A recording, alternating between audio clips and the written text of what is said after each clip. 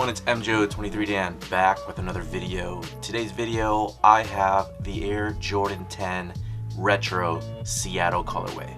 So it comes in the OG style box, similar to what we got with the Concord 11s back in December of 2018. Traditionally, the older boxes from 1994 came in the smaller boxes, and this is just specific to the 10s. The 9s were also like this as well, but it came in a skinnier style box, as you can see here. This is my OG in size 10.5. Down below is a size 10. So they gave extra room for the Air Jordan 10. But I will go over comparison in a bit.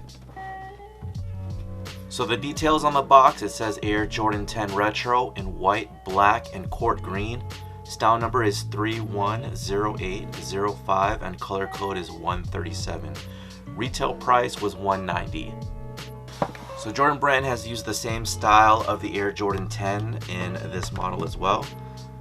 And retail price $190. What do you guys feel about that? Usually with my local stores, they do raffles for everything, but lately it's been hit or miss. So for the ones, definitely you have to go after the raffles, other than retailers like Shoe Palace where they always have you enter raffles. But for the foot sites, the foot stores themselves, these were not raffle at all. So it was first come, first serve, and there was really nobody over there trying to get the Air Jordan 10. I try to gauge this online, and I'll go ahead and put up a poll for Instagram and Twitter. A lot of you guys were going to wait it out, and I don't blame you. $190 for a general release sneaker like this, but a little bit limited than the Orlando colorway. I would have waited as well, but I had a $20 reward for foot action, and it brought it down to about $170. After tax, it came out to $185-ish. So I know it's probably going to go down a little bit more, and a lot of you people were saying that these were outlet bound. We'll see. I'm pretty sure there will be discounts down the line. I'm not sure how much of a heavy discount it'll be. I want to say at least 135, 150-ish would be the price for these, because that's pretty much how much they are going for the Orlando 10s on StockX. By the way, if you guys want to purchase this sneaker and weren't able to do so locally or online, definitely hit up the description below and you can find a link for StockX, and I'll get a kickback if you guys go through with a sale. So let me go ahead and bring out the other one and we'll go on with a further review. Okay, so surprisingly, the details and the leather quality, which a lot of you guys have questions about, is rather good. I already compared it to my OG, and the way that this leather bends and feels, it feels just like the OG, so I don't think you guys would have any issues with quality whatsoever. However, some of you may gripe about the pre-creasing on the toe.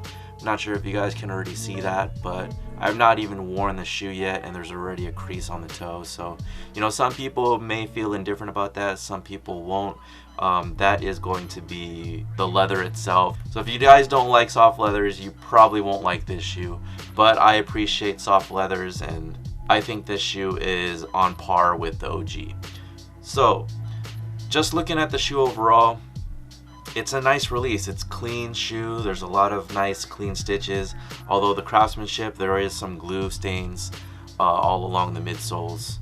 And definitely check your pairs when you guys check out. I was okay with it. It's expected. I'm not gonna, gripe too much about it. It is what it is. But the Jordan 10 Seattle is a tribute to the Seattle Supersonics. Kendall Gill wore a version of this in PE form when he was playing for the Supersonics back in 1994-95, and it had his number on the side here, number 13. On the OG and the release pairs, it didn't have that, obviously, because it's not a player exclusive, but Jordan Brand, or Nike at the time, did release several other colorways. You guys can check out the video up here if you guys want to see how I finished off my OG 10 set. I think it's a fantastic video. If you guys have never seen an OG 10 set completed on social or on YouTube, that is the video to go check out. Cool story about the Seattle 10 is that I recently took a trip out there 2 weeks ago, and I brought over my OG, and I had visited this shop called Recess. They're located in Seattle, Washington, just south of the Pike Market, and met up with two of the guys there, Shang, who is a owner of Recess, and another associate by the name of Petey. Cool guys, they're old school sneakerheads. They like to talk sneakers, and when I busted out the OG, they had their jaw dropped and they instantly knew who I was. Not by facial recognition, but by the purchase itself, which I thought was a really cool story because I had purchased that thing back in March of 2018, and just let them know that, yo, this is, I had to bring the shoe back. This is for the city. This is one of the sneakers that are anticipating a release, and I'm pretty sure a lot of, Seattle folk are excited for the release. And I also heard that there was an event at Nike Town Seattle recently, and they did have the PE over there, and some other people took pictures and they had a discussion and all that. So really cool. And as I'm sharing pictures on the B-roll here, you guys can see where I took the sneaker up on top of the Space Needle, which had amazing views. I also took a picture with it looking down on Key Arena, which is unfortunate because obviously this is where the Seattle Supersonics played, and they're renovating the place for hockey. So we don't know yet if the NBA will ever bring back the Supersonics. I definitely hope they do, one way or another, but I thought Seattle was chill. I would definitely go back another time to go visit the city. But like I said, as far as quality is concerned, I thought it was great. I think you guys would really appreciate the leathers, the rubber, the colors. I just wish Jordan Brand did a better story with it when they were bringing back the City Series. But we are now missing the Sacramento 10s and the New York 10s. So once those pop back out, I think a lot of you guys will be able to complete this retro series in the City Series Air Jordan 10. So let me go ahead and pull out the OG so that you guys can see some of the differences that Jordan Brand had done with the OG versus this retro. Alright, so let me go ahead and just take one shoe away. This is the OG, and you probably are not going to see too much of a difference. I think that's how good Jordan Brand did with this version of the Air Jordan 10 Seattle. So some of the key differences right off the bat are the colors. So the OG does have a darker green to it than the retro, which has more of a lighter green to it. From the throat of the sneaker all the way down, they pretty much got it down to, I don't want to say spec, but pretty close. So if you guys are appreciative of the Air Jordan 10, it's definitely a sneaker to own. Let's go ahead and go into the side panels here. You'll see this leather piece on the retro, and then you'll also see the leather piece here on the OG. Whereas on the OG, they gave a little bit more material on that lateral side panel than they did on the retro. Now that may attribute to the shape of the shoe, although you'll see that the OG is a bit elongated at the toe and the retro is not. I actually tried on the retro while I was in between takes here, and I am a true size 10. These are a 10.5 and they fit perfect, but when I went with a size 10 on the retro, I feel like I could go a 9.5, and there's a lot of room. So if you're a wide footer, you can definitely stay true to size if you're just casually bashing these around and whatnot. But if you want a little bit more of a snug fit, you can go a 9.5. But I stuck with my size 10 only because everything in my collection is a size 10 and I'm fine with it. So let's jump at the rear here. You'll notice that the Jumpmans are different. Again, the retro right here is going to be stitched a lot better, although it is a bit off center. I'm not sure if you guys can tell in the video here. Whereas on the OG, it's pretty much lined up. You'll see these panels here on the lateral and a medial side, those leather panels again. They come up closer to the Jumpman at the rear, whereas on the retro, it is a bit further apart there. And then you'll notice that the pull tab. So the pull tab on the OG is directly sewn on the collar of the sneaker, whereas on the retro it is not, and you can see the seam just behind the pull tab. Now in seeing the seam, it does look a bit undone, and I think that Jordan Brand should have cleaned that up and, you know, stitched that up. It is also a thicker pull tab on the OG versus the retro, so they went a little bit cheap on that route. But again, it's, I guess, your preference, what you like and what you don't like. It is a bit longer on the pull tab on the OG versus the retro, but it is what it is.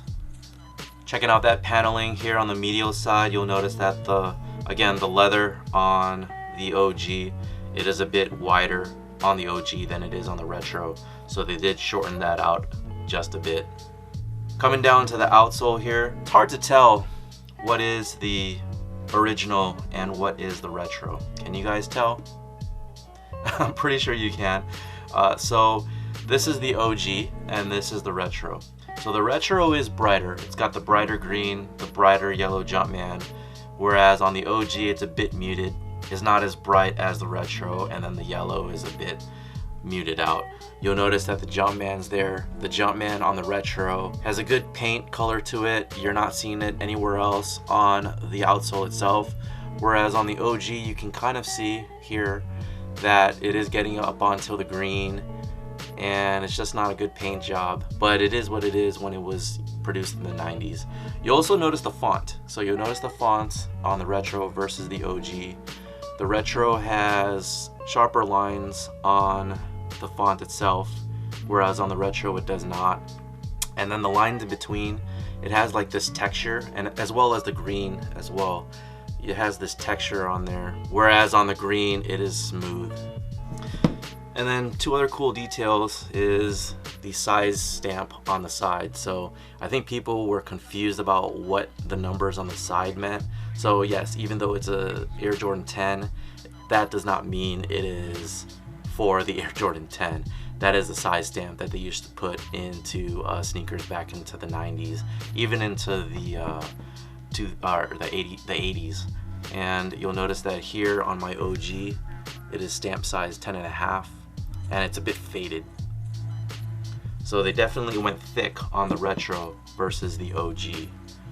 And they also gave a tribute to the size sticker on the back, so it doesn't have that patch on the back where it's at Air Jordan, and they made it feel just like the OG.